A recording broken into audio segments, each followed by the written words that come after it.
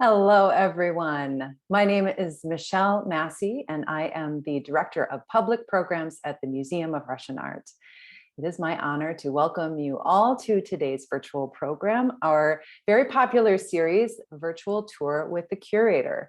We are going to be exploring a fascinating exhibition, and we also, in addition to our curator, we have the collector here with us as well. So we're excited to have you. This program today is going to be recorded, so feel free to share with family and friends after we're done today. It's going to be placed on our YouTube channel where you can find the rest of our virtual programs, and it's going to be on our website as well. If you look under programs at TMORA.org, you'll find our virtual event archive.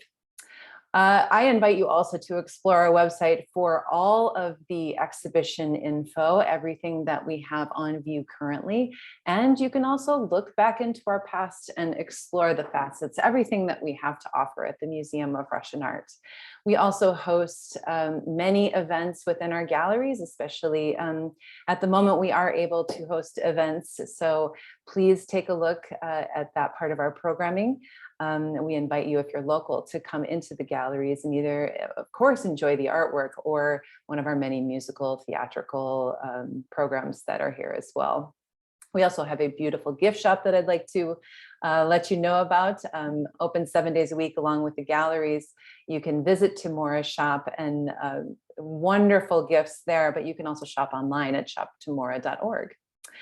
And while we're talking about the many things that the museum has to offer, I also want to mention that you can become a member of the museum. That gives you free admission to all of our exhibitions. It gives you discounts and early access to many of our programs, and also some other exclusive content. And it's also just a wonderful way to show your support. We are a member-run organization, and we appreciate all of the support that we have been receiving, and we're able to be here with you today and offer this program for free. So today we will be offering the opportunity for you to ask questions, and you may do that by entering the question in the chat function, and only the panelists, myself, our curator and collector, will be able to see them. So feel free to ask questions at any time, and we will come around toward the end. We'll be going just a bit over an hour today. So toward the end, we'll get to our questions and answers. So with that, I would like to bring our illustrious curator to the program. My colleague Masha and I have been doing these programs for some time, and we greatly enjoy them. I want to mention that our curator Masha has been with the organization, with the Museum of Russian Art, for the last 14 years, and has curated over 100 exhibitions in our galleries and outside of the building as well. Is an expert on anything you would want to know, honestly. So I'm excited to bring her to the program once again today. Please welcome Dr. Masha Zavialova. Good day, everyone, and we are happy to continue our programs of Zoom events and virtual tours of our exhibitions. And today we are going to look at the exhibition in our mezzanine level, which is called An American in Siberia, photographs from the Holschuh family archives of Charles Lane. And with that, I would like to introduce our second speaker today, Charles Lane, who is the owner of the family archives that we are presenting, the photographs and other documents, and the grandson of the person who was that American in Siberia that this exhibition is about. And let me quickly share my screen with you to show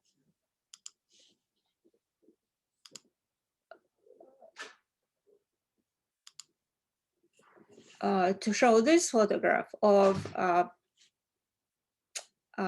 Carl here, the one who went to Siberia in 1932, and also another photograph that Chick, would you like to talk about the connection, about yourself a little bit? And let me first introduce you. Charles Lane is currently a docent at the American Swedish Institute, He used to be a professor at Luther Seminary and also a Lutheran pastor at Lutheran Church in Maple Grove, Lord of Life. Chick, would you like to tell us a little bit about these fascinating photos and more about your family and the whole story behind this fascinating collection? Absolutely. Thank you, Masha. Yeah, the photograph on the right of my grandfather, that happens to be me in his lap. I don't know how old I am there, probably about a year, maybe a bit less. I don't remember my grandfather. He died when I was 3, but this proves beyond a doubt that that he knew me and that we did share some time together. The story behind the photographs is really kind of interesting. I've had these for close to 50 years. I was in my early 20s. I was home visiting my parents and went up into the attic actually looking for my baseball cards, which I had collected when I was a kid. Never found the baseball cards. Turns out Mom probably got rid of those, but found something far more valuable, far more significant, and that was a small box that had in it about 100 photographs. And I've got one here. You can get an idea of the size of them. They're 2.5 by 4. There were about 100 photographs there that I did not recognize at all. I found another box that had a bunch of letters in them, handwritten letters. And then there were some miscellaneous items like this, which is from a boat. It's the celebration of the 4th of July.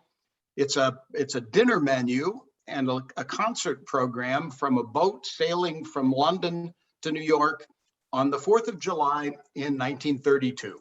So I took all of this stuff, went down to my mother and said, "What is this?"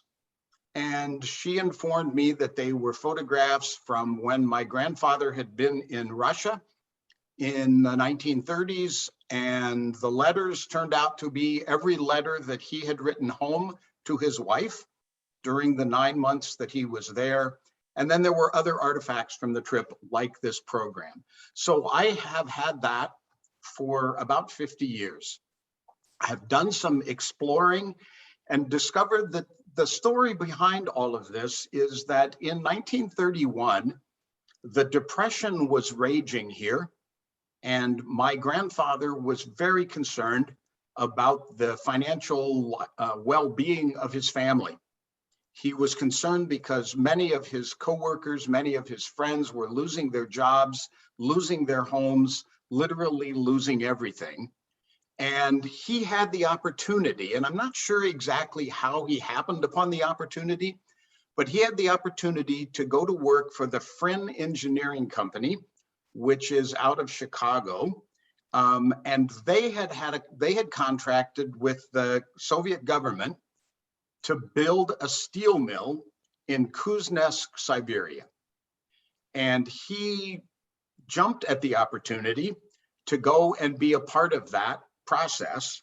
And his primary reason, and this is really clear from the letters that he sent home, his primary reason is to try to ensure the financial stability of his family, to provide not only a present, but also a future for his family. And that's why he went. It's hard to tell for sure, but it appears to me that he made probably 3 times as much over there as he would have made here. 3/4 of what he made, 75%, was deposited into a bank account in Ashland, Kentucky, where my grandmother was living at the time. And that's what she and the family lived on. He got 25% of the money, and that covered his living expenses in Siberia. He was there from early November 1931 through June 13th of 1932, which was actually a shorter time than he had anticipated. He had hoped to be there for at least a year, maybe 2, but he became ill, and because of the illness was unable to work and was sent home. One of his hobbies. His predominant hobby when he was there was photography. He had a camera, and there was another American who was there who had developing equipment. And so my father and this other man worked to develop these photographs that he had taken. And so he took the photographs, he developed the photographs, he printed them. The negatives and the originals are both this size. So he had no way to enlarge them. He simply printed the negative right on photo paper. There are about 100 of those, and they do a marvelous job, I think, of showing the people of Russia that he was working with. A lot of the steel mill is also featured in his photographs. So as you'll see from the photos that will be shown by Masha, those are really the two major themes. Maybe that's enough, unless, Masha, do you want me to cover anything else? Yeah, we will have a lot more questions for you. Okay. But I'd like to start sharing my screen. Perfect. So you can see what kind of a marvelous job your grandfather did photographing without being a professional photographer, probably never having experienced photography before on such a scale, but he did just an amazing job choosing the angles and choosing the scenes and how to photograph people. So let me start showing the photos.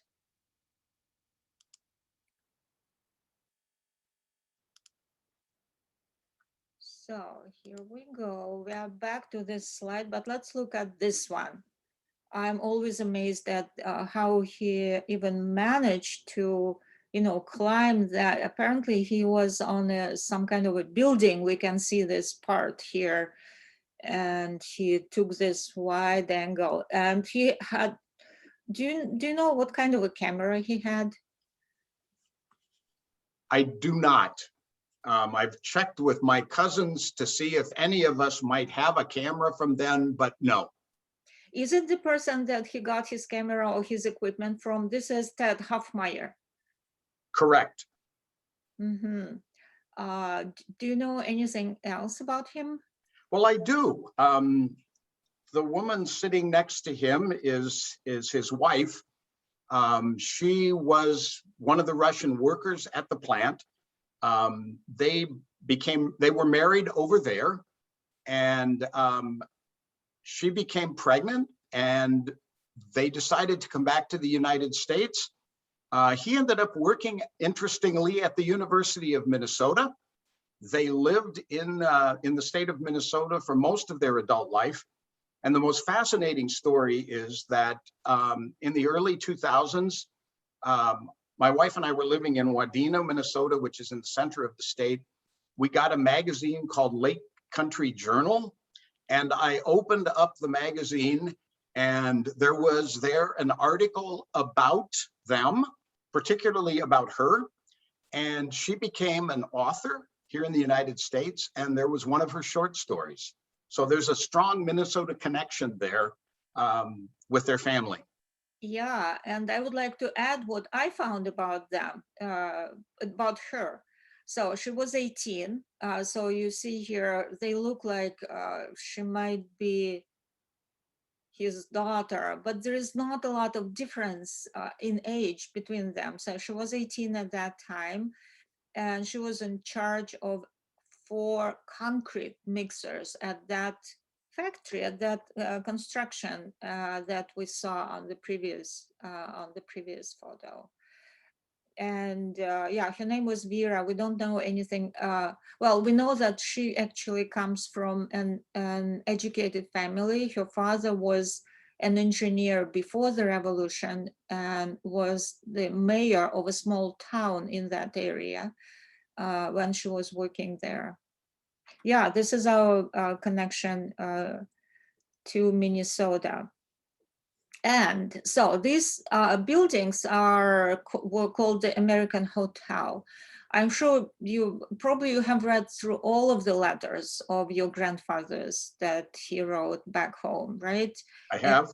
Yeah, I just looked through some of them, and I know he described his living conditions quite, because he knew his family, his wife would be, worried about him because it's the Siberia. No one ever went there.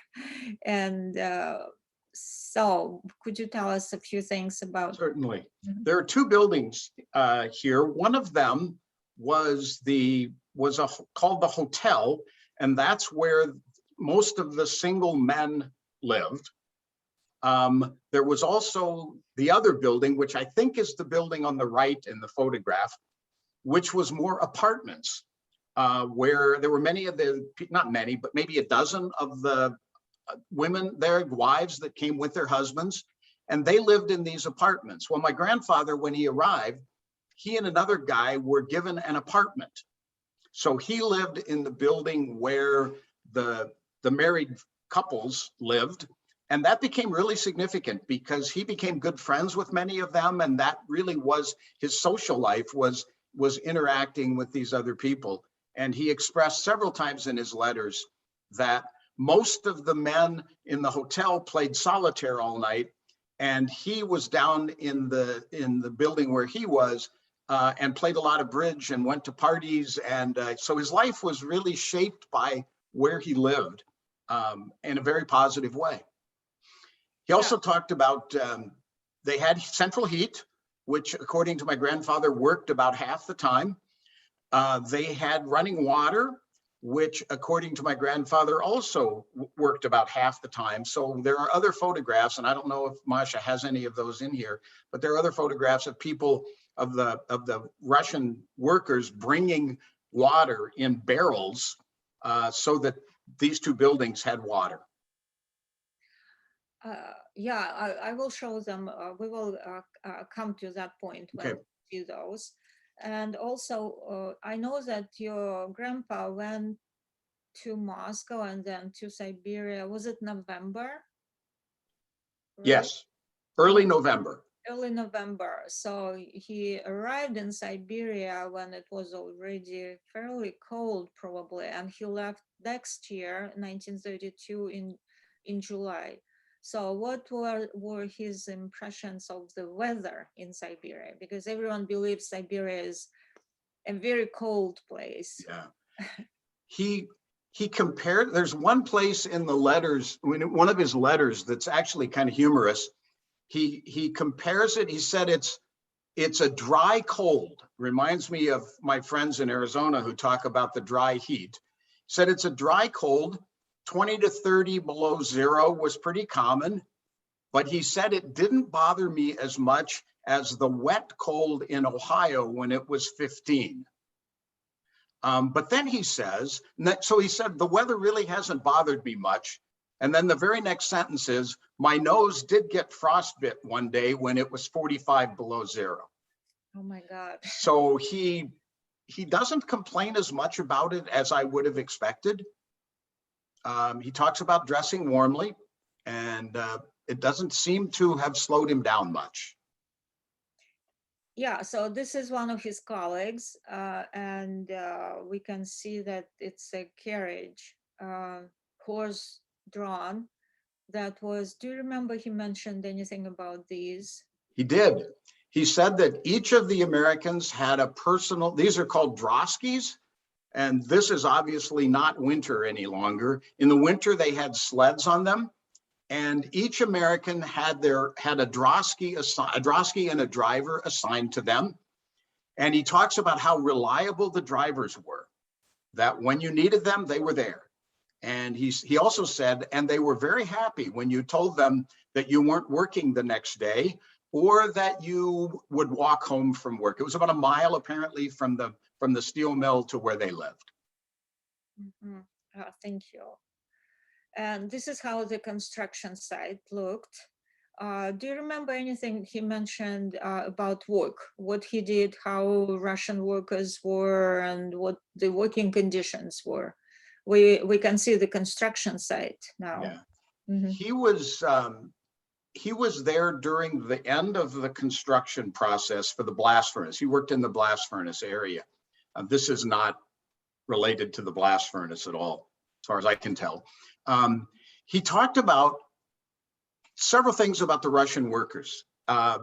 He talked about how hard they had it because they were making this huge jump to a very, very sophisticated steel mill from very unsophisticated practices before that. So he talks about what a challenge it was for them to make that huge jump. He talked about, in one place, he talked about how hardworking they were and how easy they were to work with. In another place, in one of his letters home, which must have been on a bad day, he was less flattering about their work. But in general, I think his impressions were very positive, and he just really respected the work they were doing, and the challenge that they had jumping from fairly primitive steel production to this plant, which he said was the most advanced steel mill he had ever worked in, including all of the ones in the United States that he was aware of. Yeah, that's another view of the construction site. And now I would like to give, so I also have a couple stories to share. And first of all, I would like to give a more, general background of why actually what it was that was happening in the Soviet Union at that time that required the presence of American engineers, and how come that the Soviet Union actually hired thousands of foreign specialists even before the diplomatic relations were established between the two countries. That did not happen until 1932. And we see that, so Carl Holschuh, Chick's grandfather, went there in 1931 in November, and went back home in 1932 in July. So that's the very end of the first 5-year plan. And here I just put these posters that I found online. Frankly, we don't have them in our collection. They're pretty rare, that show the years. You can see here, if you look on your left, 1929 through 1932. These are the years of the first 5-year plan. And here you can see 2 + 2 makes 5. And why is it so? Because the first 5-year plan, which was the first 5-year plan under Stalin, was completed in 4 years. And the country was trying to, all the industrial construction sites and other participants were trying to complete it quicker, so that then they could pass on to the second 5-year plan. And here you can see a contemporary poster. It just tells us what happened. So what it was that was completed during the first 5-year plan. And you can see this number, 1,500 large industrial enterprises were built in just 4 years. And here you can see a list. I know it's in Russian, but I can show you these lines. They are 1, 2, 3, 4, 5, 6 major industrial giants. And the fourth, this one, is the Kuznetsk, is where Carl Holschuh went. This was one of the largest, top priority first 5-year plan construction sites. And here on top, you can see the three highlights of the first 5-year plan. So one of them is these two on your left are the factories or plants that build machines and cars and automobiles. And this here is the Kuznetsk complex of both coal mines and the steel mill that Chick's grandfather was building. So you see how important that construction site was. And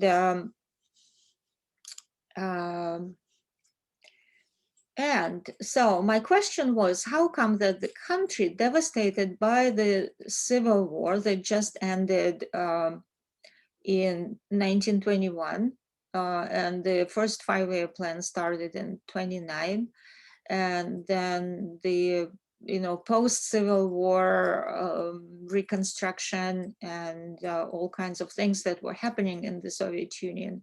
Where did the country find the resources to build 1,500 large industrial enterprises in just 4 years?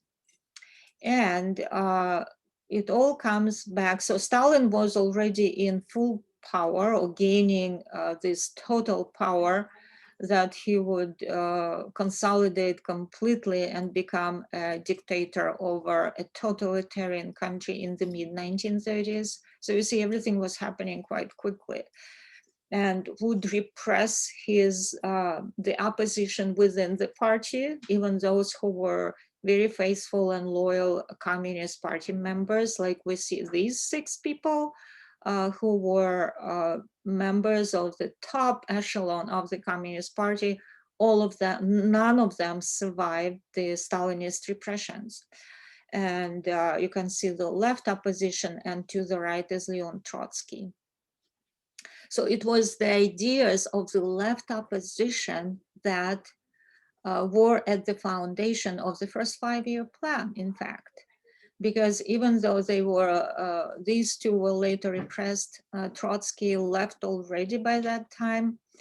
The idea behind the industrialization, and in a country that was largely agricultural before that, 80% of the people were peasants before the revolution, was to collectivize agriculture, turn all of those 80% of the population, drive them into collective farms, set the prices to buy from the farmers or the collective farms very low, sell them the industrial products, machine tools and all kinds of industrial production things at higher prices, create the scissors, the price scissors, use some of the collective farmers that would be exiled, a lot of them, millions, as forced labor, and use these resources to build the heavy industry at the expense of millions and millions, actually most of the population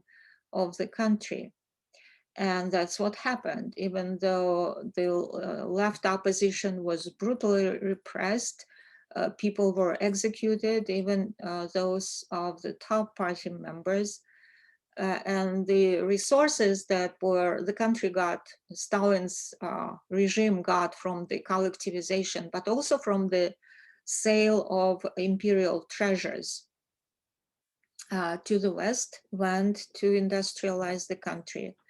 The collectivization resulted in a brutal famine, where you can see 6 million people perish in the Soviet Union. And all that was happening within those, 4 years of the first 5-year plan in Russia, or in the Soviet Union, rather. And you can see here the map of the famine. You can see Ukraine here.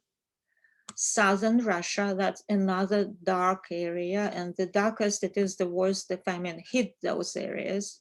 So this is southern Russia with Krasnodar and other areas, and northern Caucasus, and then western Kazakhstan here. Actually, that's exactly where my father comes, and where my family on my father's side lived here at that time. So this was where the country got the resources to build those industrial enterprises. So now we are back to one of the photographs that Carl took from the family archive of Chick Lane here.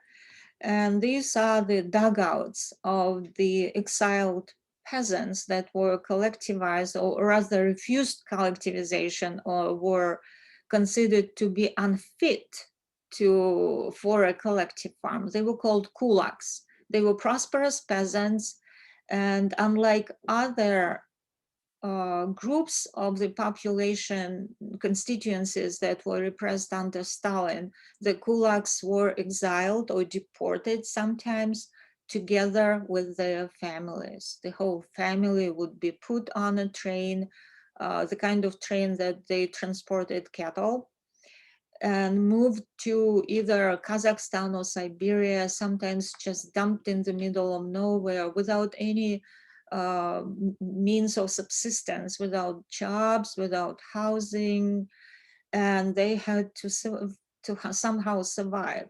So these dugouts were built by these families who were deported to Siberia, and they were supposed to look for a job themselves quite often, even though under surveillance of the Soviet armed forces. And here is how they lived here, building Kuznetsk. So a lot of these people, I know that my grandfather's cousins also were exiled. He himself was hiding in Siberia with his family from the collectivization. And I know some of my relatives, probably were part of these people who were building Kuznetsk at that time. So this is the fascinating story as the background of the fascinating and tragic, of course, the background of the construction of this industrial giant. At the same time, the Communist Party at the 16th Party Congress, realizing that they would not be able to accomplish a very ambitious plan for the industrialization and modernization of the Soviet Union, made the decision to hire 40,000 foreign specialists. That was around 1930. And Carl Holschuh became one of those thousands of foreign specialists that were hired to come to the Soviet Union and participate in the industrialization. And one of a part of that very cunning plan of the Communist Party of the Soviet Union was counting on the Great Depression, because that's what they, I think it was even included as part of the discussion at the Congress, mentioning that the West was going through a crisis, a very bad crisis, and the Soviet Union needed to take advantage of it quickly, while a lot of, great educated and experienced specialists in the West were losing their jobs. That was the time when it was the great opportunity for the Soviet Union to hire all of those people and to buy equipment. It's not just that thousands of foreign specialists came to the Soviet Union. Also, the Soviet Union bought equipment from England, from Germany, from the United States, and so spent all of those resources in building that industrial giant. And you see how all of it was happening at the same time. And I don't know even what drove what. Was it the Great Depression that prompted Stalin to accomplish everything quickly, literally within 3 years? The Great Depression, then the collectivization, actually the peak of the collectivization happened in 1929. Right, then the decision to hire foreign specialists and sales of imperial treasures to get cash, because you could pay the foreign specialists and support them here with rubles. To buy equipment, you need dollars and pounds, and that's before the establishing of diplomatic relations. So Stalin began to sell the treasures of Soviet museums to the West, and Armored Hammer was there to facilitate those. And then the construction of that, the Kuznetsk, in the steel mill that Carl worked on, started in 1930, I believe. And also, Another story I would like to share is about an American colony that existed about 130 miles from the place where Carl, the grandfather of our own chick that you can see here on the screen, was working at the steel mill. So this newspaper is part of our exhibition. It was written by Ruth Kennel, who went to the Soviet Union in the early 1920s, stayed in Moscow, stayed in Siberia, then went back to Moscow. And in 1932, she went to the Kuznetsk construction site. And here you can see some of the photographs of the American hotel. So very similar to what we have in our exhibition from Carl. And so Ruth Kennel was one of those early American enthusiasts of socialism who came to the Soviet Union together with thousands of other leftist socialists, American communists, to respond to Lenin's call to Western workers. So Lenin, I think it was about 1919, published a letter. It was called A Letter to American Workers. And he invited American and other Western workers to participate in creating socialism. And a lot of people who were under the spell of these ideas of socialism and communism flocked to the Soviet Union. There were about 35 utopian colonies of Westerners, Western leftists and socialists in the 1920s in the Soviet Union. And this is, I just only found when I was working on this exhibition, actually, because it was never part of Russian or Soviet history when I studied history back in the Soviet Union. We didn't know about it. I didn't know there was an American utopian colony in Kemerovo, which is 130 miles from that steel mill. So Ruth Kennel, in 1932, she visited that place, the construction of the site of the Kuznetsk steel mill that was already beginning to produce the first iron, actually. I think 1932, the first couple of blast furnaces were completed, at least one of them for sure, and the plant began to produce iron first, pig iron. And so she wrote this article that was published in 1932 in an American newspaper, actually. And she took a picture of the American engineers at Kuznetsk Stroy. And I'm not sure, Chuck, can you see your grandfather here? Was he there yet or left? I think he had left. Yeah, because it's the summer, but probably she went there Yep. in late summer. I don't Yep. know exactly, but it was that summer of 1932. So this is the American group that was at the Kuznetsk steel mill construction at that time. Red Army soldiers. So Ruth Kennel in this article writes that the steel mill employed 45,000 workers, 30,000 of which were forced labor, or the labor of the deported peasants, which is more than 60% actually. And some of the workers were from a labor camp. It was called Sibulan, the camp of the special purpose, Siberian labor camp of special purpose.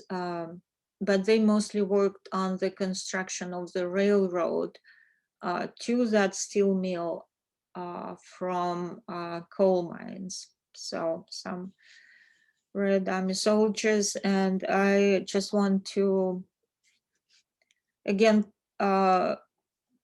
emphasize how great these photographs are. They're just wonderfully positioned, the angles and the way the landscape is captured.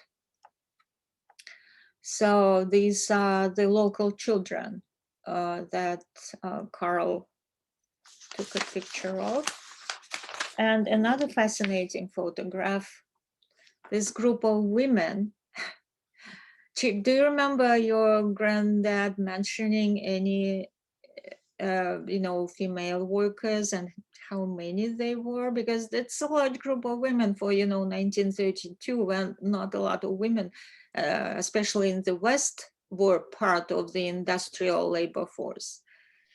He did not talk in his letters at all about the women that this group represents, that these appear to be women that are doing hard labor. There's other pictures he has of women with hammers, and he does in his letters talk about the fact that they had maids in the hotel that were responsible for cleaning, and many of the translators, everybody had a translator. Many of those translators were women. So he talks a bit about them, but I doubt that he would have had much contact with the women that were involved in construction and heavy labor. So no, not a lot about women that were doing the construction work. Yeah, you're right, actually, because he was in the blast furnace department, right? Yes. The part of the factory, and they are just bricklayers here.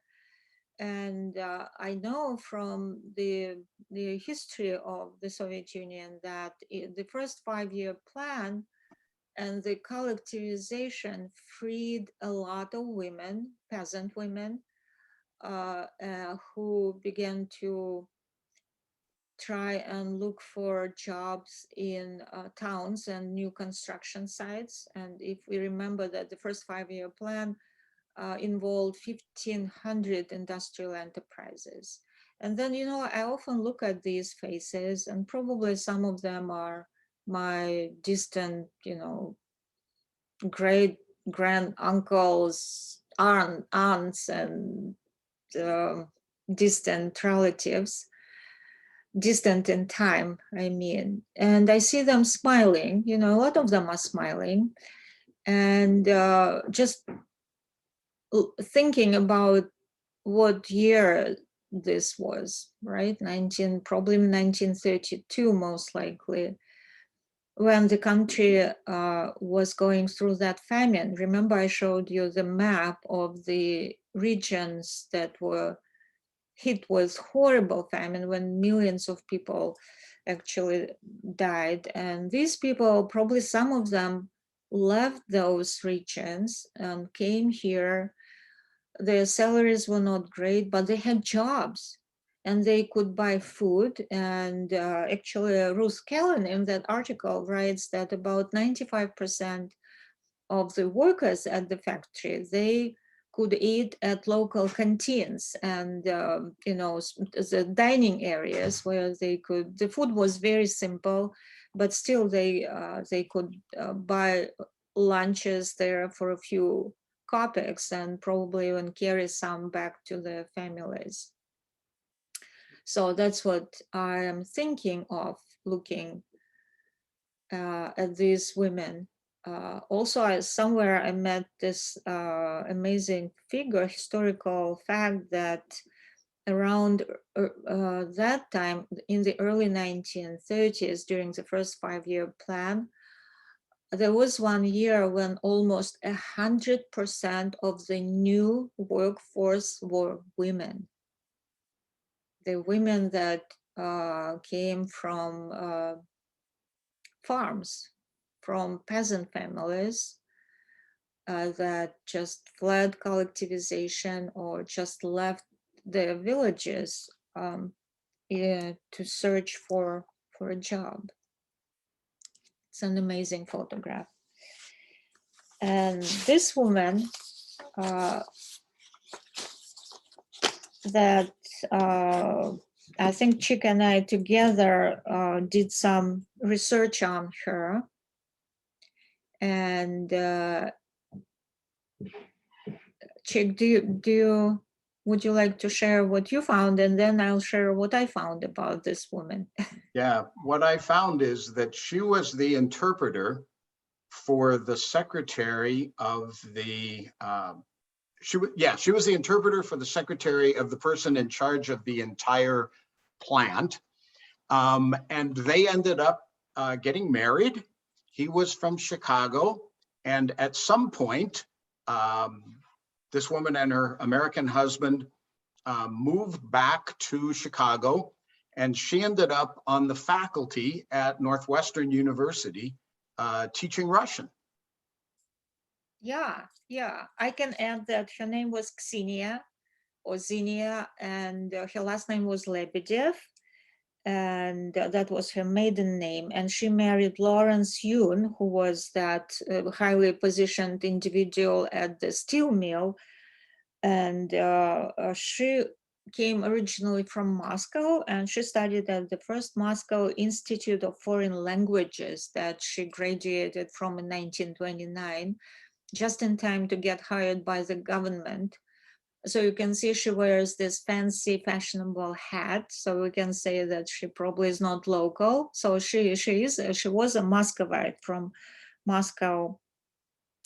And she taught at Northwestern Slavic department. Yes, I also found that in 1970, she was awarded the Faculty Honor Award, and then she retired around 1975. So a great, again, a great connection to Midwest here. And this photo is not part of Chick's archive. I just found it online just to show this, what these women did. You know, quite often that's the construction of that steel mill. Quite often they did a lot of manual labor. You know, here I think they load bricks into that cart. And yeah, it was before women began to wear pants. You see, they all wear skirts, being construction workers, but that was the culture of the time. But it's just to add to the story. This is not part of the archive or the show. And this is one of the houses, not just the deported kulaks or peasants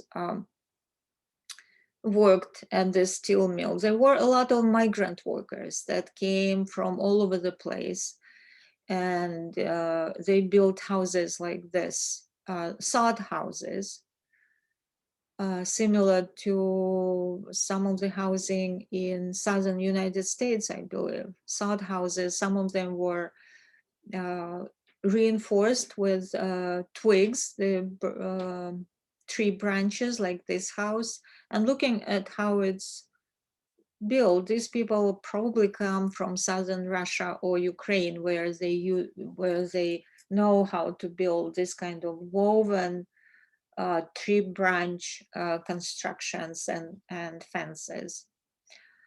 Also, a lot of them are smiling, and yeah, just a fascinating photograph that Carl took in that place.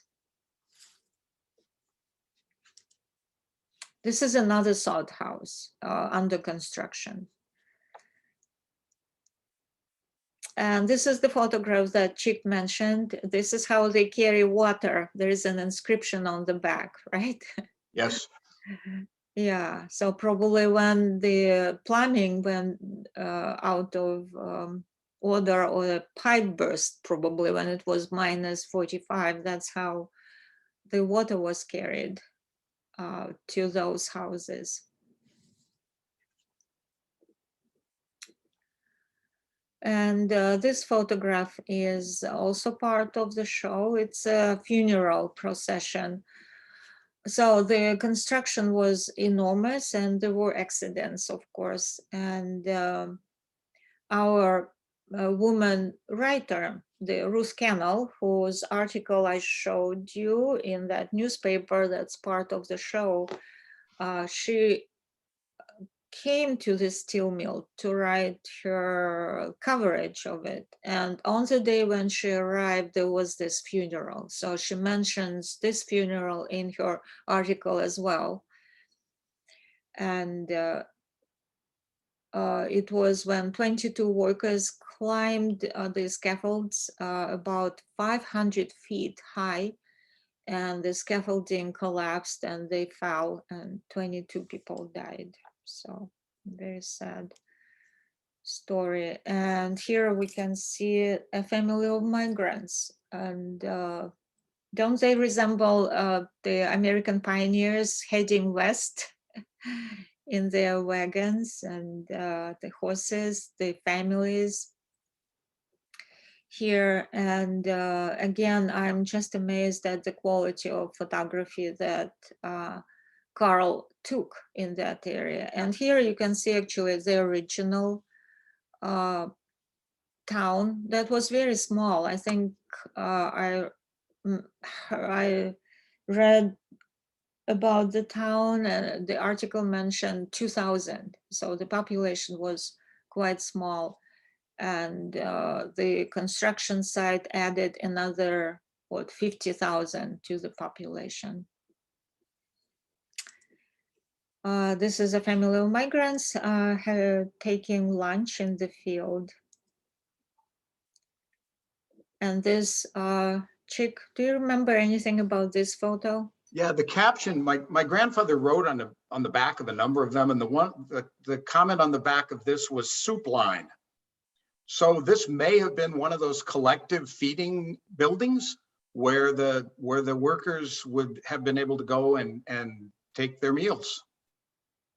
Yeah, I believe so. It's a fascinating photograph because it shows a street scene. It shows that, you know, even though the food was inexpensive and probably abundant to a certain extent, but you had to stand in a line.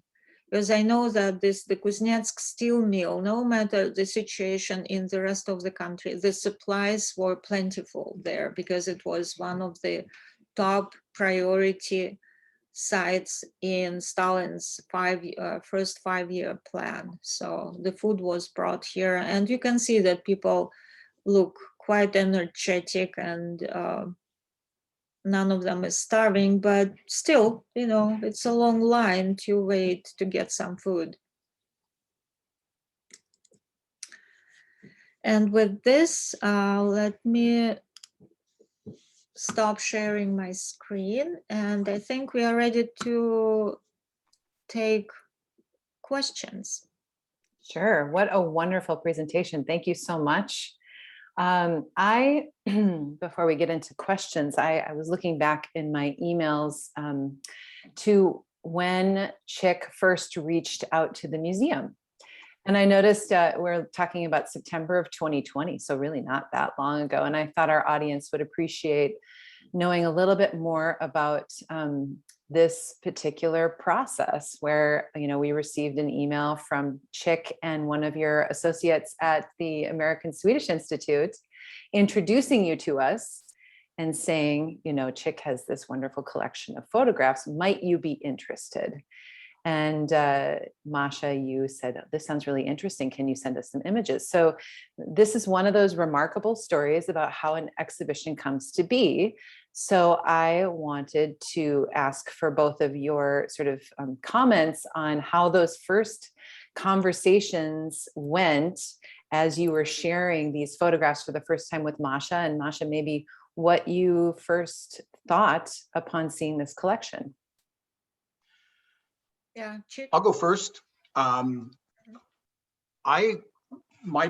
first big pandemic project was to quit procrastinating on putting together something that I'd wanted to do for 20 years, which was to write a story for my family about our grandfather's trip to Siberia and to include the photographs. So that led to me having them digitized.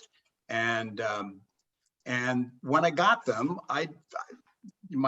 Michelle, you've kind of said it. I just thought, I wonder if anybody at the Museum of Russian Art might be interested in this. And I had no idea.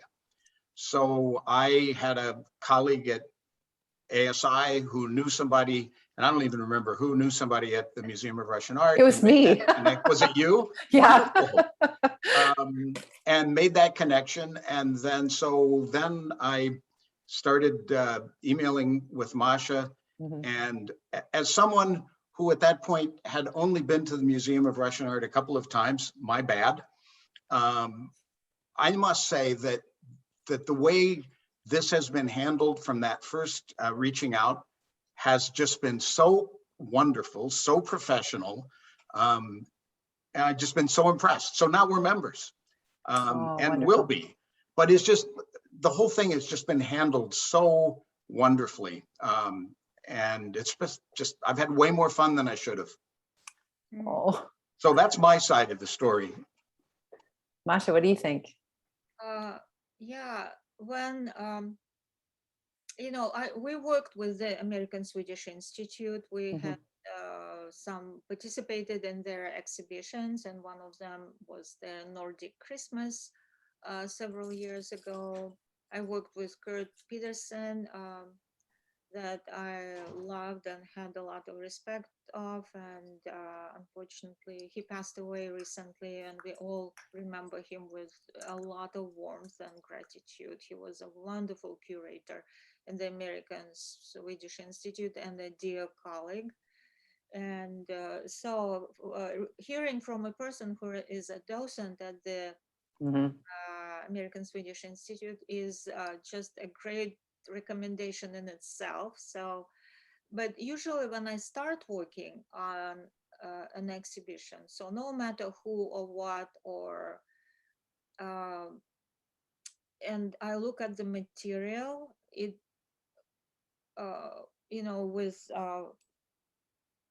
with experience, you begin to realize that when you look at the material, you can clearly see the potential or lack thereof right away.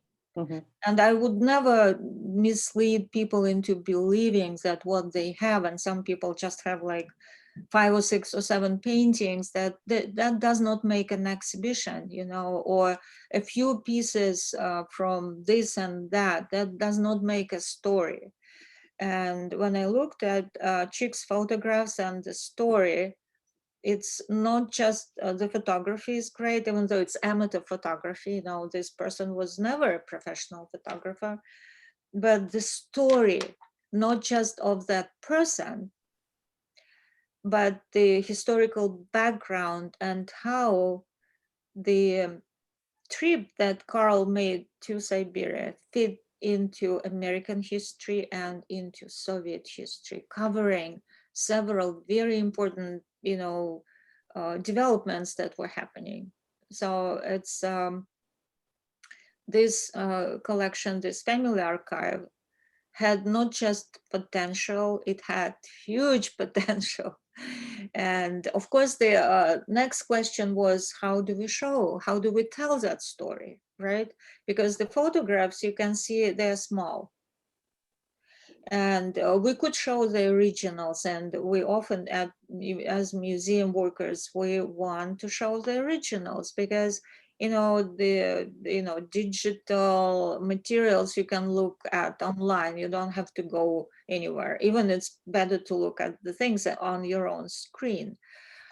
So thinking about how to present those, and we made actually several test prints, enlarging them at different sizes. And that's why I keep asking Chick, and I should probably stop asking what kind of camera used, because we don't know. It did not survive the time. But the quality of these photographs was so excellent that if you come to our exhibition, you will see that one of those tiny 2x4 or 2.5x4 photographs, we managed to enlarge to like, 16 to 10 feet large. We created a large sticker, and it's still great. It looks great. It's very clear what you look at. It's a little bit blurry, but very, very little. So we decided to print enlargement so that people could enjoy photographs as they are, looking at, not just looking at artifacts. I'm sure if we just showed the originals, it would still be fascinating because these are original photos. But these photographs are not just artifacts. They are good from the point of view of photography as art. So you need to actually look at them and see what they show, not just being objects from that distant past. So we enlarged all of them, printed them on photo paper, and installed them in our, how we install works on paper, sandwiched between two plexi pieces, so that they're not framed, in fact, but they are framed within a bigger, like large pieces of glass. And overall, because I know that the story is dear to me, because I suspect, I don't have the exact documents, that my grandfather's relatives, whom I never met, he died during the war, probably lived in that area and probably participated in the construction, and they were collectivized and then deported kulaks. So that's why the story of that part of the Russian farmers is really, it's very close to my heart. That's my favorite part of the story too, where it comes back together, where the two of you talk about this exhibition and the story, and then how it connects to you and your life too, Masha, and then thus connecting to Chick. Yeah, So you can tell. Yeah, all of a sudden we realized that probably my, relatives who worked there, they met Chick's grandfather, or at least passed by and all, Sure. How incredible. Yeah. We've gotten a few more questions about, particularly, I'm not surprised, about the women that were featured during this presentation and in the photographs. One question is about, can you repeat the name of the woman who appeared in the Country Life magazine and had written a short story? Yeah, I actually put both me and I think Chick or Michelle, you see me, two panelists. I put her name in our chat. So it's Ruth Kennel. That was the first one too? Same Ruth person? Kennel was the author. Author, yeah. And that was the one in Country Life? Yeah. No, the one in Country Life was Vera, V-E-R-A, Hoffmeyer, Hoffmeyer. There you go. And then there's another question when we go back to that iconic picture of all the women that were doing the bricklayers, asking a question about noticing that some of them are barefoot or wearing flip-flops. Do we think that maybe this is just the case where they were taking a break? They weren't working in that with no shoes on, were they? What do you think? Do you see there are no boots next to them, which means it's hard to tell. Yeah. No, they would have, if it was a break and they had taken their boots or shoes off, they would be next to them, and we don't see any shoes or boots next to their feet, which means that's how they worked. But I believe they were sandals, because yeah, but some of them probably were barefoot, which was fairly common. Interesting. We have a question about, what became of the steel mill after its completion? Well, it became one of Stalinist industrial giants, and it's still there. It's a very large industrial enterprise, and just continued to put out steel and iron and railroad tracks. I believe that's what they made there. Is it still in operation? Yep. Interesting. Yeah.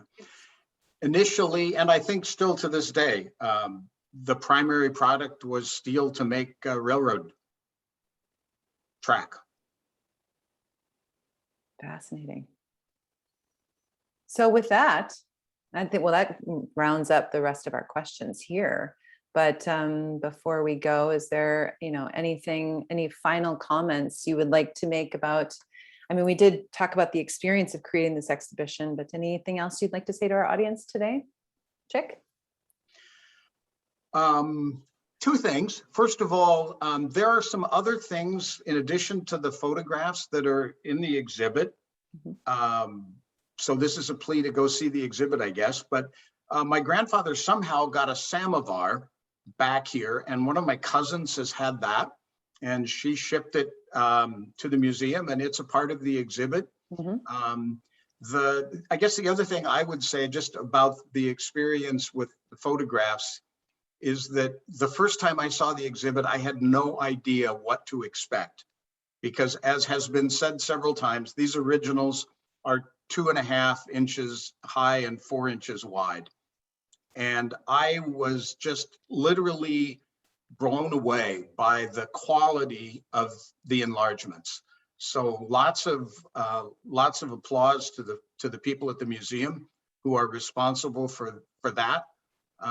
It's just amazing to me that something that small can be scanned and then turn into something as clear as those photographs are in the exhibit. I agree with you. When I first saw it, as sort of on the periphery of the creation of it, as Masha and the installation team were working on it, and as the story is building within our walls, as a staff, and how exciting it was when I had the same experience walking out into the galleries and just seeing those enlargements in the plexi. The story is so alive. So I commend Masha and our installation team as well. And for all of you, if you're able to come visit this exhibition, it is on view, I believe August 20th or 21st, around that. It's on our website, but you have time to come see it as well. Masha, any final comments from you? As far as the enlargements, we work with Tim Piper. He doesn't work for the museum, but he is the person that we use when we need to print things, and he does a marvelous job. We've been working with him for a long time, and that's how we like it. We usually work with our contractors for a long time. They know what kind of a job they can do and what they can produce. So yeah, thank you, Tim, if you are here, and our wonderful installation team as well. Yes. We've got, it looks like your family's on, Chick. I was just smiling about that. Yeah, a couple of my cousins are chiming in. This is such a Minnesota get together here on Zoom today with your family chiming in from Arizona. We're going to be doing a gallery event, a gathering with some of your family about this exhibition in June. So please look out for the announcements on our website. And for the person who asked how long this exhibition goes, it's going to be on view through August 21st, 2022. So you have time to come and see it. With that, we thank you all for joining us. We do have another virtual tour on Friday in just a couple days here. On the 29th of April, we will be doing a virtual tour of our anti-war political cartoons by Ukrainian and Russian artists. So please tune into that. As with that virtual program and this one as well, we will be serving up this recording on our YouTube channel and our website. So we appreciate, this is a great resource to use if you're preparing and would like to come to the exhibition, or you can even listen to it on your headphones while you're walking through if you like. With that, on behalf of the museum, I want to thank all of you for your support, and thank you for being with us today. And we hope to see you in the gallery soon. Thank you. And thank you to Masha and Chick. Have a great day, everyone. Goodbye.